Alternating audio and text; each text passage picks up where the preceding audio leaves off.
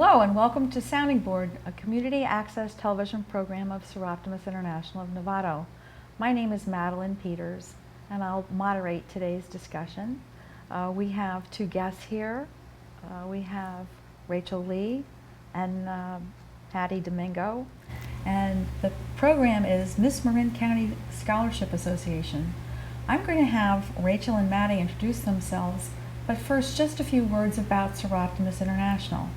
It's a global volunteer organization working to improve the lives of women through social and economic empowerment. Well, Rachel Lee, thank you very much for being here. Thank you for having me. And Maddy Domingo also. Thank you for having me. I really appreciate the opportunity to spend time with you and really kind of showcase what this is all about. This is the scholarship program. You two are excellent representatives of this. You look fantastic. Thank you. The banners and your crowns. I think I want a crown the next time we meet too. Oh, absolutely. So, but first, what I'd like you to do, this is going to be your program, kind of describing the what this means to you, what the program is, what this means to you. But first, let me start with you, Rachel. Tell a little bit about yourself, and then Maddy, I'll have you tell a little bit about yourself before we go on. My name's Rachel. I am the current Miss Marin County 2017. I am a junior at SRJC, Santa Rosa Junior College, studying communications for transfer. Okay, thank you very much. Okay, and Maddy. I'm Maddy Domingo. I'm 15 years old and I'm a sophomore at Marin Catholic High School. Okay, thank you. All right, well, again, we have two people from our community who are representing youth, young women in a very innovative scholarship program. This program is yours, so one of the things that we talked about is just kind of creating a context for the things that you feel that is very important to educate the public about this program. So I want to start off with you, Rachel, and then you can add your perspective as well and go on into sort of like the history of Miss Marin and what it means. It's more than a beauty pageant. Absolutely, it absolutely is. Well, the Miss Marin County organization is a nonprofit organization that has its roots in empowering women, similar to the Seroptimist. We have our annual pageant. But before that, there's a lot of prep work that goes into it. We take interview classes, we learn walking, posture, onstage question, and really it's about building confidence for young women and at the same time giving them scholarships to continue higher education. Okay, so really getting to the core mission of really empowering women. As you said, it's very similar to Seroptimus International, because that's the global perspective. Yeah. Okay, Maddy, what's in your perspective, and what can you add to this about the importance of this organization, the history? Yeah, I totally agree with Rachel. This isn't just a beauty pageant. The people that put their work into this, it's like Rachel said, it's a nonprofit organization. All of us contestants are very smart, educated, confident young women, which we are trained to be during the months of preparation. And I do feel like there's a stereotype for pageant girls as just about the looks, and it's not the case at all. There's so much preparation and so many different aspects that the judges look at when they're looking at contestants. Well, you've both mentioned what goes into this and the training and the preparation. Why don't you expand on that a little bit more? Because, again, it's not just people getting together and looking great and going up on stage. You've done a lot of work. Absolutely. And it sounds like, just in terms of your decision to start and get involved in this, there was something about the organization that appealed to you. So can you speak to the prep work and the training that you touched on? Yes. Well, personally, I had the same misconception that a lot of people do about pageants, which is that it's just a bunch of beauty queens full of themselves, like arrogant girls that just get up there so they can wear a crown. And when my coworker and roommate heard about the Miss Marin County organization and the Miss America organization and did a little more research, she found out that it wasn't that at all. 35% of our overall score is talent, 25% is interview, 20% is on-stage questions. So a big majority, a large portion of your score has to do with who you are as a person, your confidence, your ability to speak, command the attention of a room. And so she learned that and then told me about it and told me that every single person who competes in Miss Marin County earns a scholarship no matter what your placement is. You don't have to win the crown to win a scholarship, which is completely different from every single pageant in America. That is amazing. That is amazing. I did not know that as well. Yeah. So there was an awful lot of training. Can you add to that, just in terms of the prep work, the speaking, and obviously, you know, all of the different components that go into the score? Yes. But go ahead. And I think it was 4 months before the competition. We started meeting every Sunday for 2 to 3 hours, and the director, Michelle Moser, would, number one, teach us how to do interview, how to speak confidently, how to form your own opinions, and display them to an audience that makes yourself look like you're a smart, educated woman. That was the funnest part for me because I love speaking in public, and I do think that as Miss Marin County's Outstanding Teen, I've grown a lot when it comes to communicating with people about my opinions, and that was a really nice part about the entire preparation process because I learned a lot about myself. okay, good. So again, meeting for 4 months, several hours a week, and the whole concept of interviewing and on stage and presenting yourself and speaking confidently. What are some of the key things or the other things that this experience has brought to you? Well, I know for a fact I have always hated writing. It has never been a strong suit of mine. I'm a very linear kind of person. I would prefer math and science, something with like finite answers. And a beginning and an end. Huh? And a beginning and an end. Absolutely, absolutely. So I can talk for hours, days on end, but writing has never been a specific strong suit of mine. And when you apply to be in this pageant, you do have to write an essay about a particular platform issue, something that in the community is important to you. So the first year I did trichotillomania awareness, which is a impulse control disorder that I have. This year I did healthy eating and healthy living for girls. So we have to write an essay about an issue in the community that you want to talk about, that you want to promote, that you want to volunteer with. And then you also have to write an essay, a resume. And so those were two things that took me out of my comfort zone, for one, and also really developed my skills because you don't just turn in whatever it is that you want. You turn in your first draft, Michelle goes over it. You turn in your second draft, Kim goes over it. And all of the people who are involved are completely, nobody's paid. Everybody's a volunteer, and they all really, really think that this organization is worth their time. It's worth the effort.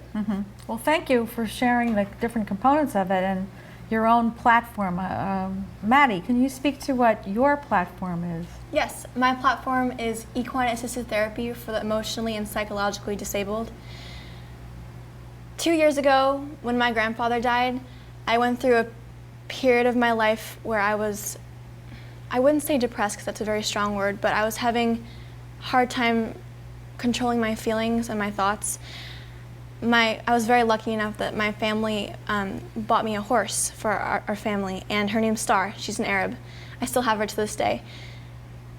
When I was taking care of her nearly every day after school, she brought a sense of peace in me, a sense of stay in the moment, take each second of life as it goes, and don't dwell on the past. And it was a huge form of therapy for me, and I really want to advocate that for teenagers. Okay, so your message then is using, well, both of you, you're using your skills to then go out and be an integral part of the community. Absolutely. What has that done for you, just in terms of your networking with the community? Because you've talked about your platform, you've talked about your training. Can you provide a little context for what your community experience has been and continues to be? Obviously, today is an example of that. We're reaching out to the community through this, producing the show. Absolutely. Not only do you get to meet so many different people, you gain the confidence you need. I know for a fact that my favorite part has been talking with Girl Scouts. Uh-huh. Not only do they absolutely love the crown. Whatever it takes to get their attention. Yes, exactly. But you're able to be a role model. Mm-hmm. And that's one of the biggest things that has been really touching for me. I am able to talk to girls who otherwise may not listen if you didn't have a crown on your head. And you're the princess. Yes, absolutely. I am a princess from a totally different world. And that's one of the biggest things. The networking skills have been amazing. You are able to talk to anyone about anything. Mm-hmm. You find a place where you have something in common. And so I've gotten to meet plenty of different business owners trying to get advertising for Miss California and for the Miss Marin County organization. Mm-hmm. And then also community leaders, other nonprofits such as yourself. Mm-hmm. So it's been quite the journey. So it's taking you out of whatever your daily routine was probably as a student, a college student, and really kind of embedded you in the community at large. Mm-hmm. Okay, how about you, Maddy? I think my favorite was the Christmas tree lighting ceremony in Novato.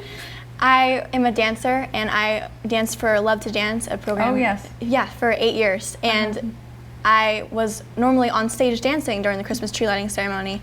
And this past Christmas, Rachel and I went to the Christmas tree lighting ceremony as Miss Marin County and Miss Marin County's Outstanding Teen with our crowns on our head and our sashes, and it was very touching to see little girls come up to us and say, "Oh my gosh, your crown! Like, who are you? You're are you a princess? Can we take a picture with you?" Yeah. And we got to advocate for our program because we also got adults that came up to us and said, like, what is this? What do you guys do? Why are you wearing a crown? I don't understand. And that's a huge talking point. Yeah. You can talk about your platform and you can educate the public on, no, I'm not just a pretty face. I am an advocate. I am a volunteer. I'm a worker bee. Mm-hmm. Mm-hmm. Okay.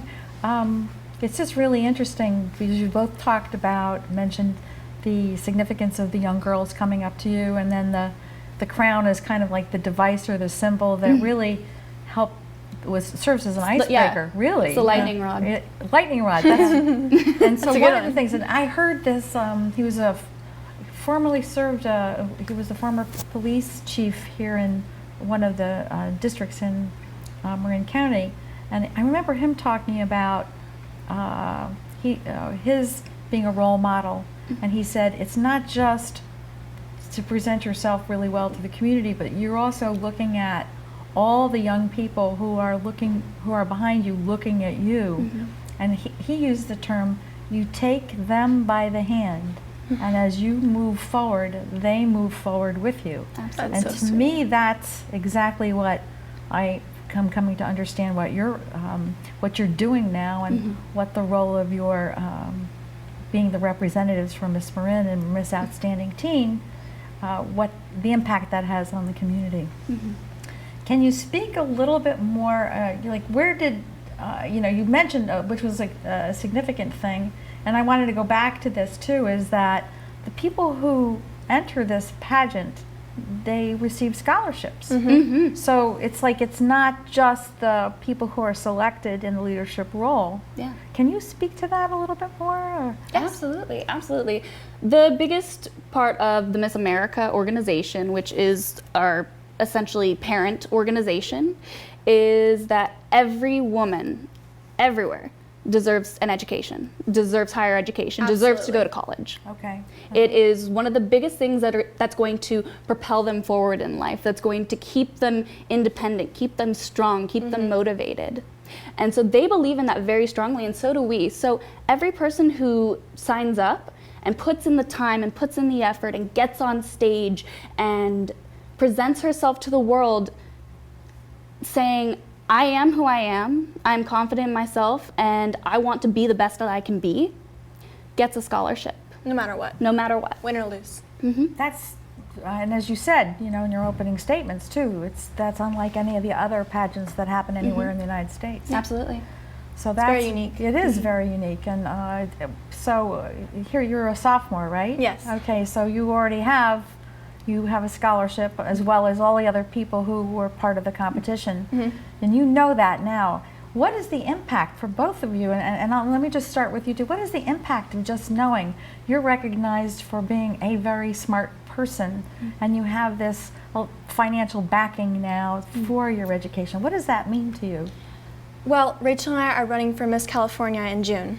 Okay. And I'm taking singing lessons. My talent is singing. I'm going to be singing Temporary Home by Carrie Underwood, which is one of my favorite songs. And I have to take singing lessons every week, I want to, with Kelly. And it's not cheap. It's expensive. And I took that money that I won, and I'm going to be paying for my own singing lessons every week until June.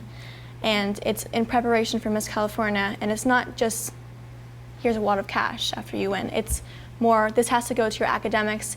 This has to go to something that you're going to be preparing for Miss California. And for me, only 15 years of age, to know that I'm paying for my own singing lessons that aren't cheap, it's very rewarding. Again, that empowerment and that independence. Yes. What about you with the your wad of cash? Oh my gosh. Gosh, I wish. That'd be fun. Well, I won a $2,500 scholarship, and currently I am at SRJC, like I said before. And I'm a full-time student. I am a full-time worker. I work about 40 hours a week. I live on my own. I have a dog, so I'm just a very busy girl. Not to mention all the volunteer work that comes along with being Miss Marin. So knowing that if I needed to take a couple of days off of work, that's not going to affect whether or not I can pay for my next semester of school. It's a huge burden lifted off my shoulders. And it's not that I was never necessarily able or unable to pay for school, but when you're stressed and you have X, Y, Z, P, Q, 1, 2, 3 things to do, something gives. And it wasn't usually work for me because I was paid to be there, I have to pay my bills, I live on my own. So that was always the thing that gave. That didn't give, and so education did. And that's a problem when you're trying to finish school. So now having this scholarship, work can give, and I can really focus. It's a safety cushion. Yeah. Okay. Well, and it seems as though the two of you are using your resources again to enhance your opportunities. And it's not just about the pageant. It's also about who you are and developing yourself, taking singing lessons, communicating your platform to the community at large, and doing all the volunteer work that you're doing, as well as you said, representing the organization at the local communities and being that much of a messenger to many generations. You talked about adults as well as young girls coming up to you too. How do you feel about all of this? Just kind of take a moment and kind of think back to where you were when you first started this process and where you are now, and what's going on in your heads. I feel really rewarded. I just thought about where I was before I ran for this program and where I am now. Like has said, the preparation process was a lot, and I grew immensely. I grew with my speaking skills. I'm now confident enough to talk to adults and have a conversation with them about whether it's politics, whether it's opinions about anything really. That was my number one, and it's going to serve me very well when I'm older and I'm interviewing for a job, just like Rachel has a job. Okay. And that was the number one thing for me, and I feel more self-confident in myself with my education, with my speaking ability skills, with my musical talents. I had dropped out of piano 2 years before I started Miss Marin County, and one of the criteria for the competition is talent. And one of the things that I got out of this pageant was I got back into piano. Wow. Piano is my favorite instrument, and I think I just kind of, after my grandfather died, I went away from that. And I'm really grateful that I am now back into piano, and I'll be singing for Miss California in June. Well, it's interesting because you talk about piano and you talk about singing, and music does something different to your brain. Oh my gosh, it's so amazing. Yeah. The feeling I get when I'm playing piano, especially when I don't have any sheet music in front of me, to just sit down and just play whatever I want, whenever I want. It's a beautiful thing. what an incredible talent you have. Thank you. Yeah. For me, I had done the Miss Marin County pageant 1 year before I won. So I've only ever competed twice. And the first year I competed, I remember just feeling confident. I got out on, I had started working out, you know, my anxiety was down, I had started eating better, and I got out on stage. I felt like this is where I should be. I am totally comfortable on stage. I was in musical theater in high school, so I was totally comfortable. And that was a feeling that I hadn't felt in quite a while. And this year, coming back to the pageant, I honestly felt that I understood what was needed and what was necessary to really be a title holder. Because it's not just something that anyone should, I feel, just throw themselves into. There's a lot of preparation. There's a lot. It's a big mental game, really. Because, like we said, the interview, it's a long table with 7 people surrounding it, all asking you questions about you. And if you don't really know yourself, you're gonna fail that part. They want to know who you are as a person, and they want to know that you're confident in that. And that's what really changed for me. It's interesting, so this interview process, and you both have mentioned getting to know yourself and feeling confident. Can we go back a little bit and highlight the training and see, like, did the training include preparation for the interview? Oh, yes. And yes. so you didn't just go in and sit down in front of 7 people without any kind of scaffolding that happened in the background? No, I think we would have fainted. You definitely have to find yourself. I downloaded the Skim on my phone, and I get an email every morning, and it shows me all the updated events. Skim, what does that mean? The Skim of current events, just Oh, a I summary. see. Okay. A summary of what's happening in the White House or in politics around the world. That. Yes. Okay, on national level. Yes. Yeah, okay. So I'm now I understand more what's going on around me. So when I got into that room and the judges were asking me questions about, what do you think about this election, or what do you think about immigration policy, I had the knowledge to form my own opinion. I found myself in that.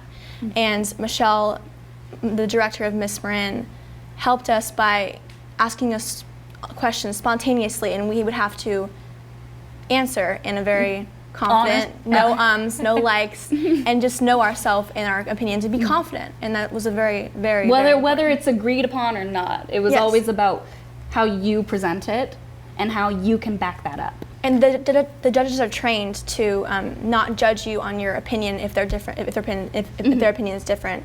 It's, are you presenting your opinion in a way that would make it seem that you are confident and seem that you know what you're talking about, Right. whether or not they're You've done Democrat, your Republican. research. Or whatever. Yeah, Yes. right. You've done your research.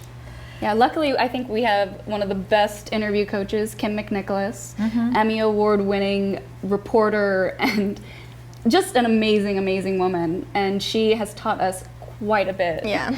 She's the one who actually recommended Skim, so. Oh, that's okay. Yeah. Well, I'm going to take notes on that myself.